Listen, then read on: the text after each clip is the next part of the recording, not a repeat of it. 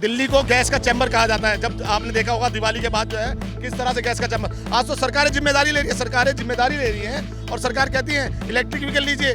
आप electric vehicle पे subsidy दे रही है और क्या बताइए, आप अपना पुराना व्हीकल लेके जाइए 1 लाख रुपए तक का सब्सिडी लीजिए। तो यहाँ ईवी स्टैब्लिश हो चुका है, चार्जिंग स्टेशन बन चुके हैं, जो इसके लिए जो मशीनरी चाहिए वो ऑलरेडी चल रही है। अब उसको थोड़ा सा बूस्ट करना है और इस पॉलिसी के आधार पर, तो मुझे लगता है ज़्यादा नहीं। और सबसे बड़ी बात आप कह रहे हैं कि महंगा है, मुझे लग रहा है आपने वो शायद वो पॉइंट नहीं देखे कि रोड टैक्स जो भी गाड़ी है वो टैक्स फ्री कर दी है इन्होंने।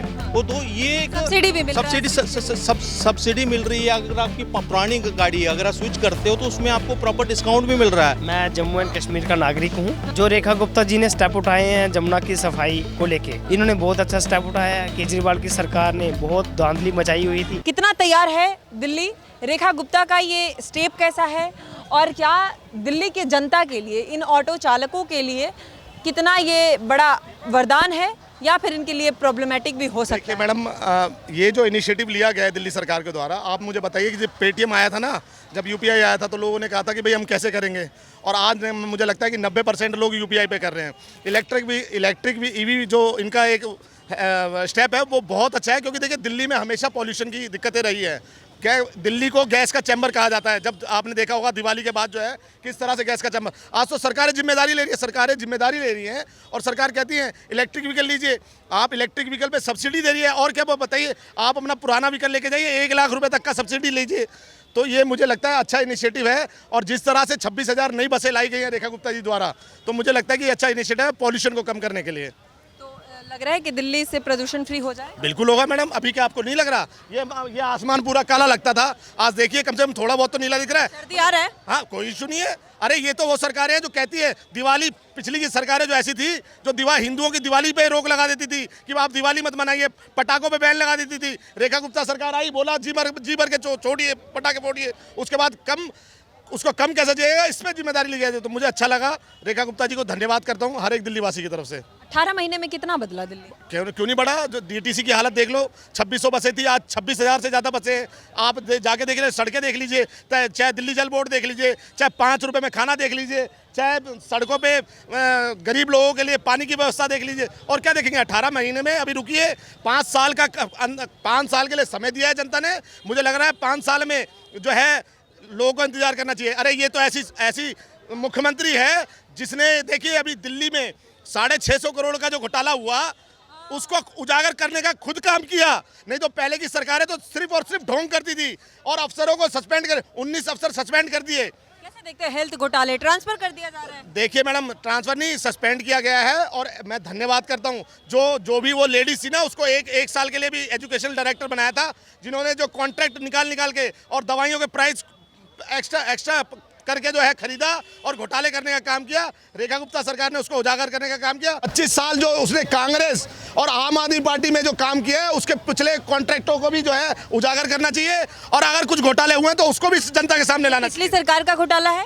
बिल्कुल, ये पिछली सरकार का नहीं है, इसी सरकार में है, मगर उजागर करने का काम तो रेखा गुप्ता सरकार ने किया ना, छुपाने का काम तो नहीं किया। सौरभ भारद्वाज जी बहुत इस पर उतावले हो रहे हैं। वो कह रहे हैं कि बताइए, दिल्ली सरकार अभी आई और इतने बड़े घोटाले सामने आ गए, अब ये घोटाला सरकार खुद कर रही है, दूसरे सरकार को फेल बता रही है घोटाले को। सौरभ भारद्वाज ना, अभी जेल के पीछे चक्की पीसिंग चलेगा ना उनका। जो महिला थी जिसको हेल्थ जो बनाया, उनके कार्यकाल में भी उस लेडीज ने काम किया है। तो अभी तो उनके तो प्राण इसलिए सूखे हुए हैं सौरभ भारद्वाज के कि अब जब रेखा गुप्ता जब अपने सरकार के लोगों को नहीं छोड़ रही, तो तुमने जो दिल्ली के साथ कृत्य करा है, तुम्हें भी उधेड़ने का काम करेगी रेखा गुप्ता।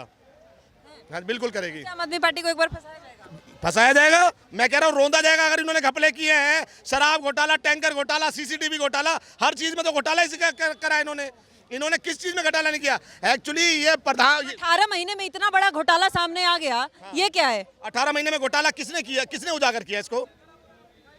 इंडियन एक्सप्रेस ने किया। इंडियन एक्सप्रेस ने खुद रेखा गुप्ता ने किया। खुद रेखा गुप्ता ने किया कि भैया ऐसा अगर हुआ, जो उसने जो कृत्य करने का काम किया रेखा गुप्ता ने खुद उजागर किया। अगर उनकी सरकार थी, सेंटर में उनकी सरकार है, दबाना चाहती तो 2 मिनट लगाया जाती। इनके नाम पे तो पेपर के नाम पे सस्पेंशन होता था।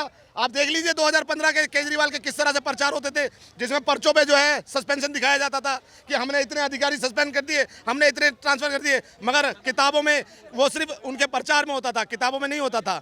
ये तो जो कहते हैं ना, जिसको समझा झाड़ू वाला, ये तो निकला दारू वाला। ये दारू वाले ने दिल्ली को सिर्फ दारू दिए, महिलाओं के लिए पिंक ठेके दिए, बच्चों के लिए टेट्रा पैक दिए, क्योंकि इसकी आकांक्षाएं बढ़ गई थी।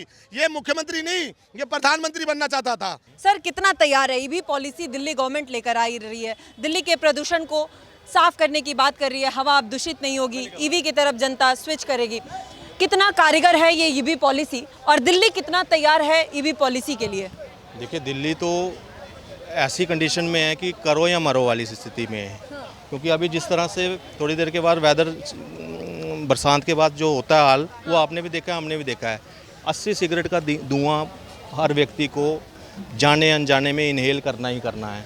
तो उसके बचाव के लिए अगर गवर्नमेंट ईवी पॉलिसी ला रही है, ईवी पॉलिसी तो पहले भी आई, मगर कितनी एग्जीक्यूट होती है, उसको कितने लेवल तक ये सरकार उसको ग्राउंड पे इम्प्लीमेंट कर सकती है, उसका असर दिखना बड़ा ज़रूरी है। दिल्ली के जो जनता है, उन्होंने शायद सरकार बदली ही, मुझे लगता है सबसे महत्वपूर्ण विषय है वो है पोल्यूशन यहाँ का। हमें जो गंदे नाले या कुछ थे, डिसलिटिंग जिस तरह से हो रही है, हम उससे सेटिस्फाइड हैं आज के टाइम पर, मगर पोल्यूशन अभी भी एक समस्या बनी है। अगर ये सरकार इस तरह की 15,000 करोड़ का अगर बजट निकाल रही है 1 लाख करोड़ में से, तो मुझे लगता है ये एक अप्रिशिएबल स्टेप है इस गवर्नमेंट के लिए। और मैं कहता हूँ हम उत्सुक हैं कि दिल्ली में ये किस तरह से लागू होती है, इसका रिजल्ट हमें किस तरह से मिलता है। तो हम भी एक वेट कर रहे हैं कि, क्योंकि ये इन्होंने मतलब एक मेट्रो सिटीज़ को एक अच्छे वातावरण जहां इनको देना चाहिए था, ये विफल रही पिछली सरकारें। अब बड़ी होप से हमने इस सरकार को चुना है, और मुझे लग रहा है जिस तरह की इनकी करने की नीयत है ना, तो ये कर दिखाएंगे। लग रहा है प्रदूषण फ्री दिल्ली हो पाएगी। बिल्कुल बिल्कुल। जो पॉइंट्स मैंने देख रहा हूँ ना कि नई ईवी व्हीकल्स के ऊपर, और जो पुराने चल भी रहे हैं, ये कल को ये ना हो कि एक मतलब सरकार की तरफ से ऐसा तुगलका फरमान आ जाए कि नहीं जी, अब जो पुरानी इतनी गाड़ियाँ हैं तो वो बंद हो जाएंगी। ऐसा भी नहीं है, उसमें भी रियायत दी है। कोई ज़रूरी नहीं है कि 100% ईवी होगी, अगर किसी का ऑप्शन है पेट्रोल का तो वो भी है। लेकिन जो ऑटो चालक की समस्या है, तमाम उन गाड़ी वालों की समस्या है, उनकी समस्या है कि एक्सपेंसिव एक तो ज़्यादा है, हम अफोर्ड नहीं कर पाएंगे। दूसरी समस्या है कि चार्जिंग को लेकर कि हम एक बार चार्ज करके कितनी दूरी तय कर पाएंगे, वो टाइम कंज्यूमिंग एक प्रोसेस है, चार्जिंग के लिए हमें बीच में रुकना पड़ेगा। उस समस्या को सरकार कैसे समाधान दे पाएगी? हालांकि सरकार ये बात कह रही है कि हम हज़ारों की संख्या में चार्जिंग स्टेशन बनाएंगे, जिससे लोगों के लिए रोज़गार भी उत्पन्न होगा और आसानी से लोग चार्ज भी कर पाएंगे। लेकिन क्या वो आसान है? क्या वो गवर्नमेंट इम्प्लीमेंट करना, ये दावा करना और इम्प्लीमेंट करने में कितना अंतर है? क्या गवर्नमेंट वो कर पाएगी? 3 साल पहले अगर ये बात करते ना आप, ईवी चार्जिंग स्टेशन की दिक्कत है या कुछ ऐसा है, मुझे लगता है आजकल तो फार फ्लंग एरिया में भी ईवी स्टेशन आपको मिल जाएंगे, वहाँ पे चार्जिंग स्टेशन मिल रहे हैं। ये तो दिल्ली है, मेट्रो सिटी है, यहाँ तो ईवी ऑलरेडी इस्टेब्लिश हो चुका है। मुझे लगता है सबसे ज़्यादा मेट्रो सिटीज़ की अगर बात की तो यहाँ ईवी इस्टेब्लिश हो चुका है, चार्जिंग स्टेशन बन चुके हैं। जो इसके लिए जो मशीनरी चाहिए वो ऑलरेडी चल रही है, अब उसको थोड़ा सा बूस्ट करना है और इस पॉलिसी के आधार पर, तो मुझे लगता है ज़्यादा नहीं। और सबसे बड़ी बात आप कह रहे हैं कि महंगा है, मुझे लग रहा है आपने वो शायद वो पॉइंट नहीं देखा कि रोड टैक्स जो भी गाड़ी हैं वो टैक्स फ्री कर दी है इन्होंने। वो तो ये एक सब्सिडी भी मिल रहा है। सब्सिडी मिल रही है। अगर आपकी पुरानी गाड़ी है, अगर आप स्विच करते हो तो उसमें आपको प्रॉपर डिस्काउंट भी मिल रहा है। तो ये एक मुझे लग रहा है कि ईवी में शिफ्ट होने का समय आ गया है, क्योंकि यही समय है और सही समय है दिल्ली वालों के लिए, क्योंकि कई घरों में 5-5, 6-6 गाड़ियाँ लगी हैं। मुझे लग रहा है कि ईवी पे आप शिफ्ट करिए, और दिल्ली को पूरा ऐसे पोल्यूशन फ्री बनाने के लिए मुझे लगता है सबसे ज़्यादा जागरूक करने की ज़रूरत है यहाँ के सिटीजन्स को। जो गाड़ियाँ पॉलिसी जो अभी डर भय है उनके कि भाई चार्जिंग कहाँ करेंगे, कितनी चलेगी, बीच में रुक जाएगा, ये एक धारणा को तोड़ने का समय है। अब ये कैसे होगा, ये लोगों को ज़्यादा से ज़्यादा अवेयर किया जाए। सरकार क्या क्या कर रही है, क्या क्या मशीनरी, चार्जिंग स्टेशन कितनी दूरी पे बन रहे हैं, ये इसके बारे में जितनी ज़्यादा अवेयरनेस हो सके सरकार पहुंचाए, और यही एक मुझे लगता है कि एक रीज़न बनेगा, लोग जो है ईवी में शिफ्ट होंगे। 18 महीने में कितना बदला दिल्ली? काम किया, नीयत दिख रही है, काम की नीयत है। पिछली सरकार निकम्मी सरकार, मैं कहता हूँ एक IITian बैठा था, एक होप थी। कई ऐसे जो टेक्निकल आदमी है ना, देखो पॉलिटिकल लोग और टेक्निकल जानने वाले लोग हैं, वो सोचते हैं कि ये पढ़ा लिखा आदमी आया है, इसने कुछ बदलाव लाएगा, मगर कुछ भी ऐसे एज ए मतलब IITN एक ब्रांड है उसके अकॉर्डिंगली इसने कोई ऐसा इनोवेशन किया ही नहीं यहाँ पे। मैं बार बार कहता हूँ कि जब ये आंदोलन कर रहा था ना, इससे प्रभावित पूरा हिंदुस्तान हुआ था, मगर आउटपुट क्या निकला? जब ये सत्ता में आया चीज़ों से मुकरने लगा। जो जन स्वराज की बात करता था, स्वराज की बात करता था, वही इन्होंने पिंक ठेके तक खुलवा दिए औरतों के लिए। जहां औरतों की भागीदारी थी वहां पीने में भागीदारी इसने दे दी। वो लंबा इतिहास है इसका, उसके शायद उसी का परिणाम था आज ये सत्ता से बाहर है। मगर आज नीयत दिखती है।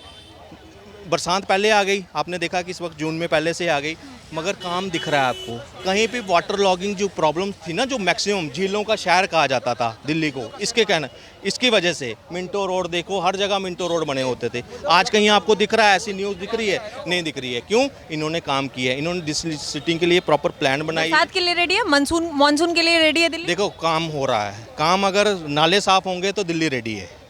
नाले साफ होंगे तो दिल्ली रेडी है।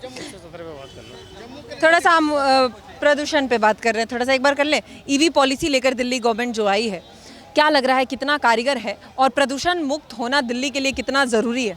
बहुत ज़रूरी है, क्योंकि ईवी पॉलिसी हमारे दिल्ली के लिए नहीं पूरे देश के लिए सक्सेसफुल है। हमें बहुत अच्छा लगेगा कि पेट्रोल की कमी है हर जगह, तो ईवी पॉलिसी आएगी तो और देश बढ़ेगा। हाँ, तो ये लग रहा है कि दिल्ली उसके लिए तैयार है। अगर गवर्नमेंट लेकर आती है ईवी पॉलिसी तो ऑडियंस एक्सेप्ट कर पाएगी इसको? बिल्कुल बिल्कुल एक्सेप्ट करेंगे, क्योंकि इससे हमारा देश बचेगा। अगर तेल बचाएंगे तो देश बचेगा। ईवी पॉलिसी हमारे लिए सक्सेसफुल है सक्सेसफुल। देखो, आपको ही पता है कि दिल्ली में प्रदूषण कितना होता है। ये आपको ही पता है कि प्रदूषण के कारण अभी आगे जब पंजाब में जब फसल कटेगी तो कितना प्रदूषण आपके दिल्ली में आएगा। आता है, उसको रोकने के लिए ईवी तो बहुत जरूरी है ना आपके लिए। वो आपको एक्सेप्ट करनी ही पड़ेगी, क्योंकि उसके लिए ही आपका दिल्ली बचेगा। ईवी दिल्ली गवर्नमेंट का स्टेप नहीं अच्छी है, दिल्ली गवर्नमेंट अच्छी है, अच्छा है, बहुत अच्छा है। बदला 18 महीने में दिल्ली बहुत ज़्यादा। दिल्ली तो हम